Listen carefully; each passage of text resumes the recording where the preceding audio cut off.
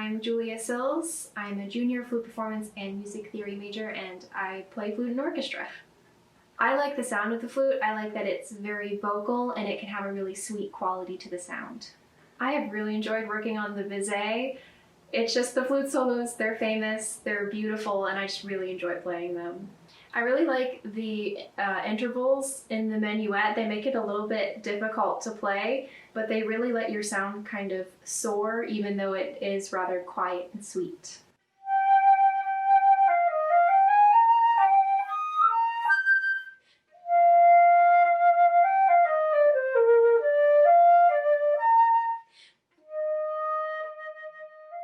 So these masks are very special because they give us space in front of our mouths to play, because normal masks, when they sit right against our lip plate, it's hard for us to produce sound.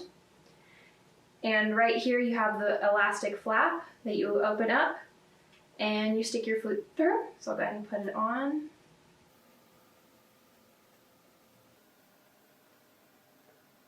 And just like that. And then it's pretty much just like normal playing from there.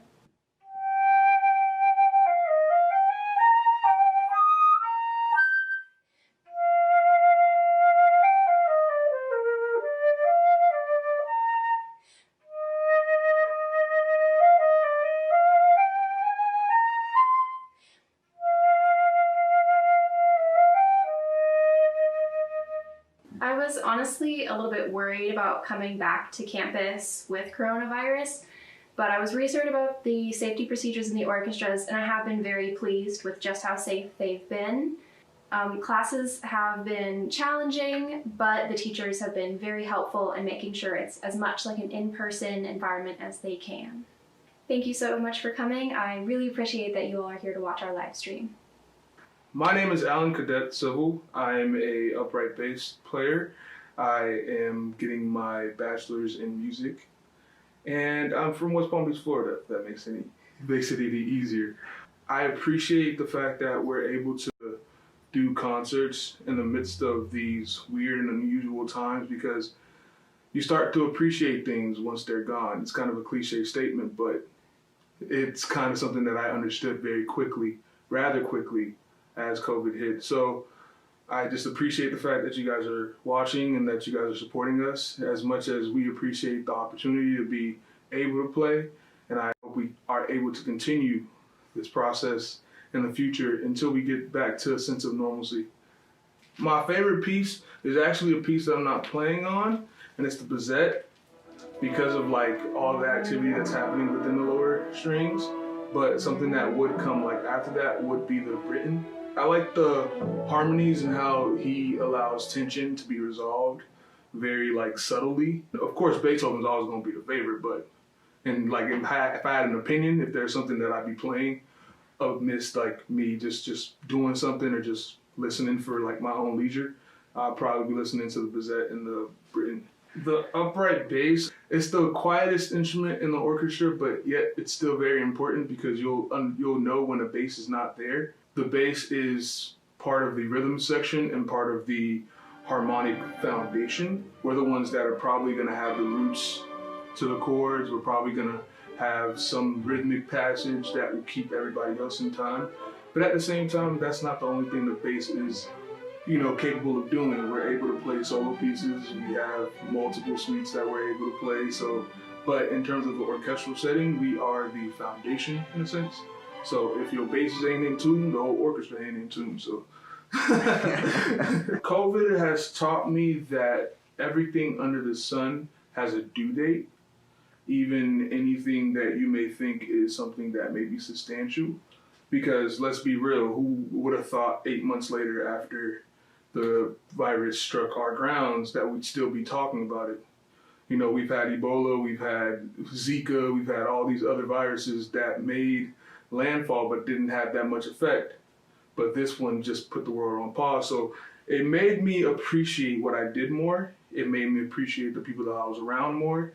It made me not take the things that I do for granted, because when you have been doing music since, your middle school years, elementary school years, doing it repeatedly, it seems normal to you, but it's not really normal to be a person who can take frequencies and make something out of it.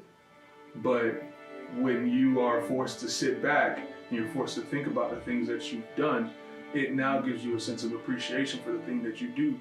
And it gives you a sense of urgency to be able to do it better. So I think it's been a moment of what I would like to going back to the woodshed and learning how to do things differently, basically making sure my practice gets the practice that it needs. But aside from that, overall it's been kind of, but in terms of personally, I appreciated this time a lot.